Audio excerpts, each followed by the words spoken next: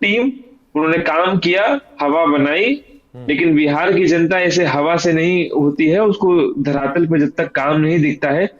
बिहार की जनता ट्विटर पे top 10 trending देख के नहीं वोट करने आती है। बिहार की जनता का जब चूल्हा जहां से जलता है ना, और जब पानी जहां से आता है, वो वहां को वोट देती है। बिहार की जनता को जहां से नौकरी मिलेगी वो वहां से वोट देगी। ये नहीं होता कि टॉप 10 या मैंने और मैं टू बी ऑनेस्ट, मैंने प्रशांत किशोर जी को धरातल पे काम करते हुए नहीं देखा। हाँ, यूट्यूब पे बहुत देखा मैंने उनको, जैसा कि हमारे विश्लेषक जी भी बोल रहे थे। और मैंने उनको जनहित के लिए कोई भी काम करते हुए देखा नहीं, तो we were never taking him seriously. हाँ, वो अलग बात है कि उन्होंने अपनी यात्रा निकाली, गांव गांव गए, उन्होंने कहा कि मैं लोगों से 1-to-1 डोर टू डोर मैंने संपर्क साधा है। फिर हम वही बार बार कह रहे हैं कि ज़मीन पर तो आप खूब चले, लेकिन मुट्ठी भर आसमान भी अपने नाम नहीं कर पाए। ये प्रशांत किशोर के आज के वक्त में उनका यथार्थ है, उनकी हकीकत है, जिसको स्वीकार कर लेंगे तो बेहतर है। और इस पर तो अब कई तरह के आरोप भी लगने लगे हैं, खैर उस पर बाद में आएंगे। अब बात करते हैं बिहार में कैसे बड़ा खेला होने जा रहा है। ये एक बड़ी एक्सक्लूसिव और एक अलग नजरिए वाली खबर है, जिस पर अब अपडेट्स आनी शुरू हो जाएंगी, हलचलें बढ़नी शुरू हो गई है। क्या बिहार में बड़ा खेला हो रहा है?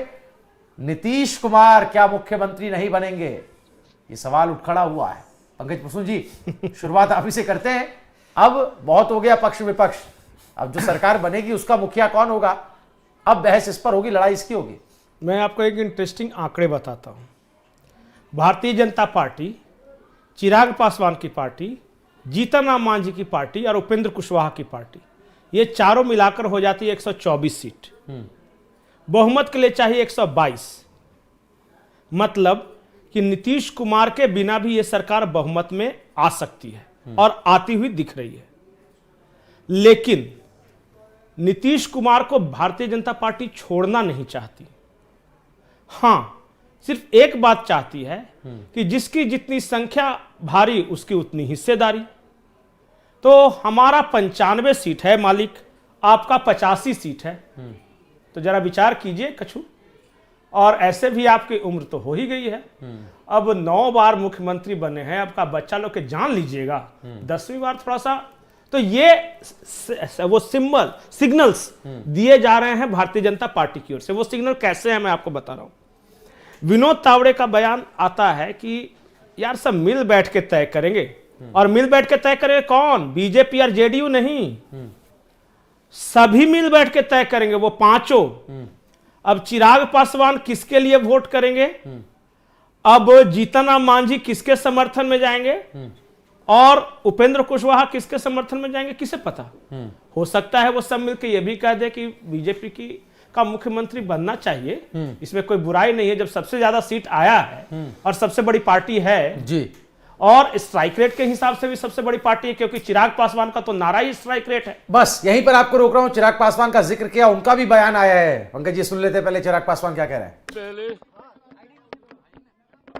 सबसे पहले मैं बिहार की जनता को, बिहार की महान जनता को विशेष धन्यवाद और बधाई देता हूं कि जिस तरीके से एक ऐतिहासिक फैसला बिहार की जनता ने एनडीए को एक प्रचंड जीत देकर अगले 5 साल बिहार को विकास की राह पर गति देने की सोच के साथ ये फैसला लिया है।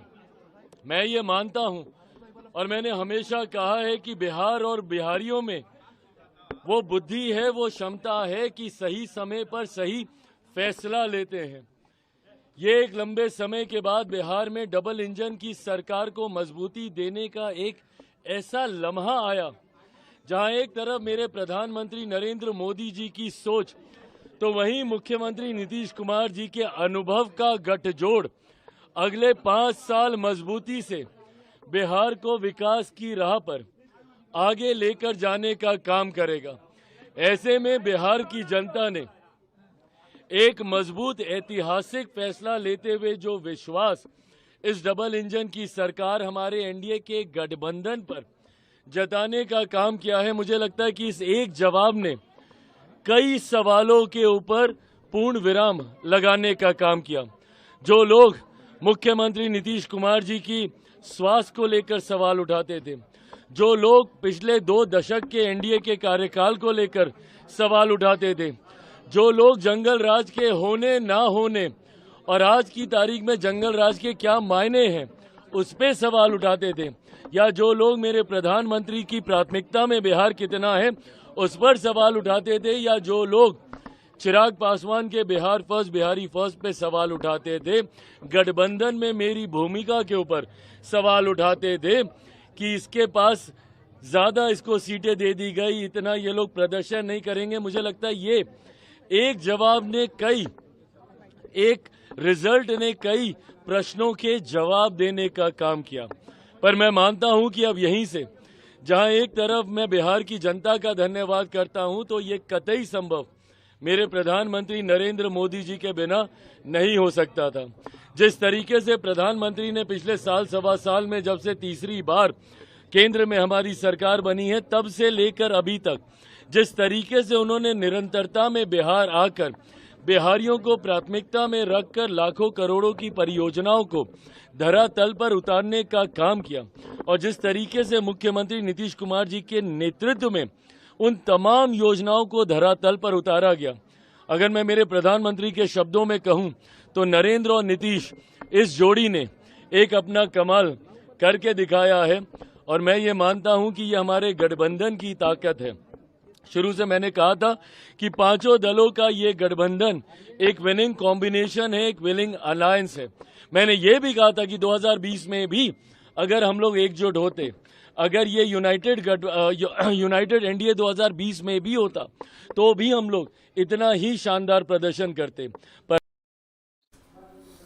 तो सुना आपने, अब बयान भी आ रहे हैं चिराग पासवान, मोदी के अनुमान, बड़ी जिम्मेदारी जीत गए, उस पर हम चर्चा भी कर चुके हैं। लेकिन अब बात बिहार में क्या फिर से नीतीश कुमार होने वाला है या फिर कुछ और पकने वाला है या पक रहा है, इसी पर हम बात कर रहे थे। पंकज जी अपनी बात पूरी कीजिए, फिर मैं विज जी के पास जाऊंगा।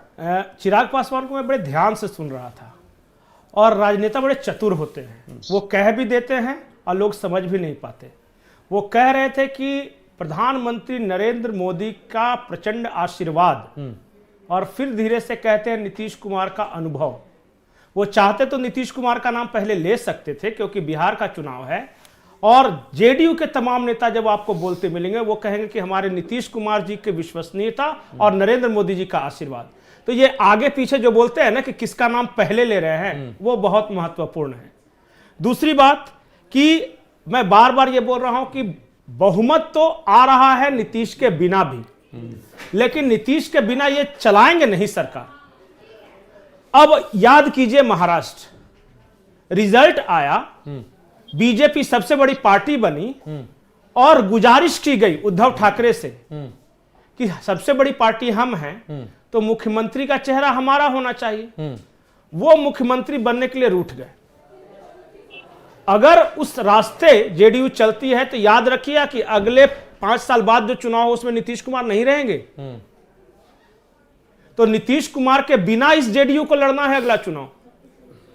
और किसे पता कि अलग अगर रास्ता अख्तियार करते हैं तो भगवान जाने क्या होगा, पार्टी में भी तो कुछ इधर उधर हो सकता है। बिल्कुल हो सकता है, महत्वाकांक्षाएं तो होती हैं। In sync with Shah ji के विश, मोदी जी के विश, शायद कुछ इस तरह का कुछ एडजस्टमेंट हो जाए जी।